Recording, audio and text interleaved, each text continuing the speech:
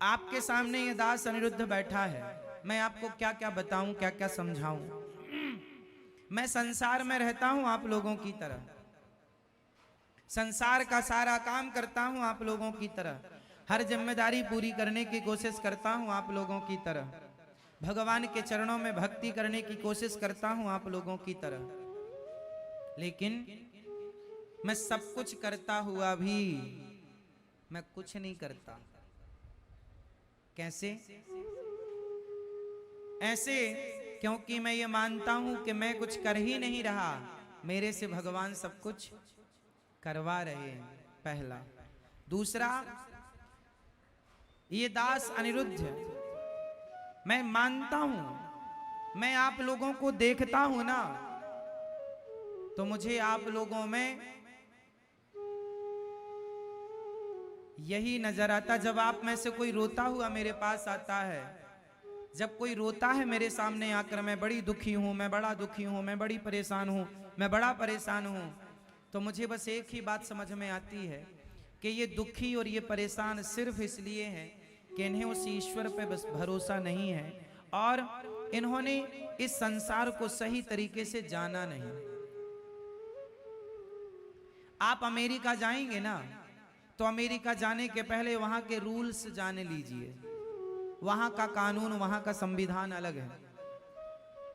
हमारे भारत में तो कोई कहीं भी कचरा फेंक देता है, कहीं भी थूक देता है, कहीं भी खड़ा होकर सुसु कर लेता है। अमेरिका जैसे देशों में ऐसा करने पर फाइन हो सकता है। तो यहाँ के रूल्स अलग हैं, वहाँ के रूल्स। यहाँ तो आप लाल बत्ती क्रॉस कर देते हैं तो कोई बात नहीं, वहाँ तो बड़ा गजब का फाइन है। तो यहाँ के रूल्स अलग हैं, वहाँ के रूल्स। जब अमेरिका जाएं तो वहाँ के रूल्स फॉलो करने पड़ेंगे। उसी तरह जब संसार में आए हो तो संसार के रूल्स फॉलो करने पड़ेंगे। और आप लोग आ गए संसार में, लेकिन आपको संसार के रूल ही नहीं पता कि संसार का रूल क्या है। संसार का रूल क्या है, नियम क्या है? संसार का नियम है कि यहां जो आया है उसे दुखी होना पड़ेगा, और दुखी हैं। शर्त यह है कि आपको कोड़े भी पड़ेंगे और आपको रोना भी नहीं है। आपको दुख भी मिलेगा और आपको रोना भी नहीं है। भगवान कृष्ण मंदिर में खड़े हैं, बांसुरी बजा रहे हैं और स्माइल है होठों पर। भगवान की स्माइल ये कहती है कि आप संसार में आए हैं, संसार में दुख ही दुख है, इस दुख में संसार में रहना है, लेकिन मुस्कुराते हुए रहना है, खुश रहना है। क्या करेंगे? रोते हुए नहीं, मुस्कुरा। ये संसार दुख का सागर है, लेकिन मुस्कुराते हुए चलना है। आप लोग जो रोते रहते हैं ना, आपको रूल्स पता नहीं है कि संसार में रहने के तरीके क्या हैं। इसलिए भगवान बुद्ध जब आए तो ये ज्ञान हो गया उन्हें कि संसार दुखालय है। उनके सामने एक बूढ़ी अम्मा आई अपने मरे हुए बेटे को लेकर।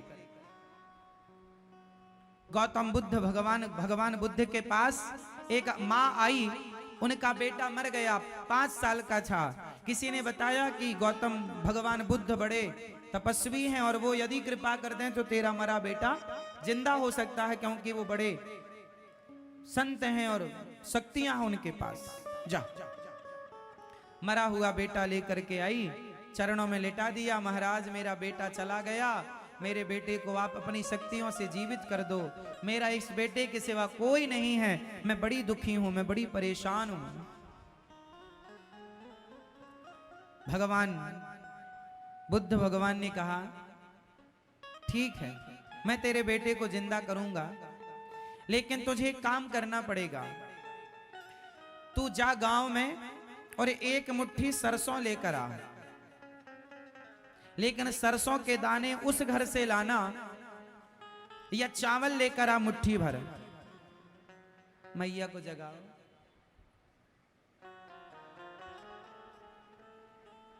आपसे मुट्ठी भर तू चावल लेकर आना, पर उस घर से चावल लाना जिस घर में आज तक कोई मरा ना हो। मुट्ठी भर सरसों चावल जो मिल जाए ले आना, पर उस घर से लाना जिस घर में आज तक कोई मरा ना हो। बूढ़ी अम्मा गई, ठीक है अभी लाती हूँ। भैया जरा मुट्ठी भर सरसों दे दो, हमारा बेटा चला गया है, उसे जीवित करना है, पर एक शर्त है। उसने चावल घर की जो थी वो चावल ले आई या सरसों। बोले कि तुम्हारे घर में आज तक कोई मरा है? बोले हाँ, कुछ दिन पहले हमारे ससुर चले गए। दूसरे घर गई, बोले तुम्हारे घर आज तक कोई मरा? बोले हाँ, कुछ दिन पहले हमारी सास चली गई। तीसरे घर गई, बोले तुम्हारे घर कोई मरा है आज तक? बोले हाँ, हमारे घर कुछ दिन पहले हमारे पति चले गए। चौथे घर गई, बोले हमारे घर कोई पत्नी चली गई। किसी ने कहा हमारे घर ये चला गया। वो सबका घर ऐसा था जिसके घर में कोई ना कोई कभी ना कभी मरा जरूर था। बूढ़ी अम्मा फिर वापस आई, भगवान बुद्ध से कहा ले आई चावल मुट्ठी भर। ना महाराज, नहीं मिला। चावल तो नहीं मिले, सरसों तो नहीं मिली, लेकिन मेरे प्रश्न का उत्तर मिल गया। चुपचाप उसने अपना बेटा उठाया, वहां से चली गई। बताओ क्या सबक मिला इस कहानी से, क्या सीख मिली? हम रोते हैं कि हमारा ये मर गया, हम रोते हैं कि हमारा ये दुख है। अरे जो दुख आपके पास है, सेम वही दुख आपके पड़ोसियों में भी है, औरों के पास भी है। क्यों है? क्योंकि संसार में जो आया है उसे दुख से गुजरना पड़ेगा। अब ये दुख से गुजरने में चाहे आप रोते गुजरो या हंसते गुजरो, वो आपकी मर्जी है। इसलिए संसार में क्या है? अब बताओ आप, संसार में क्या है, सुख या दुख? जोर से। अभी आप कह रहे थे दोनों हैं। आप जल्दी ज्ञानी हो गए। इतनी बात जानने के लिए गौतम बुद्ध को 12 साल लगे, और आप देखो 12 मिनट में जान गए। संसार में क्या है, ये बात मैंने कह तो दी है, आपने सुन भी ली। कभी घर में एकांत में बैठकर मेरी इस बात का खूब ध्यान से चिंतन करना कि क्या संसार में सचमुच दुख है, और जो सुख है वो कितनी देर का है। हड्डी चबा रहा है कुत्ता, लग रहा है कि बड़ा सुख है। एक छोटी सी कहानी सुना दूं और क्लियर करने के लिए, आपको जल्दी तो नहीं है? सुनो। माया, ईश्वर की माया का पर्दा ऐसा पड़ा है कि हमें सही सही दिखाई नहीं पड़ता। अब इस बात को और क्लियर करने के लिए मैं आपको एक छोटी सी कहानी सुनाता हूं, आपको पूरा क्लियर हो जाएगा, सारा दर्पण की तरह क्लियर हो जाएगा। स्पष्टीकरण।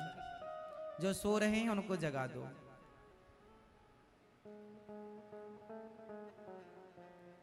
ये कहानी जो मैं सुनाने जा रहा हूं अनमोल है, शायद आपने आज तक नहीं सुनी हो, इसलिए ध्यान से सुनिएगा। इस कहानी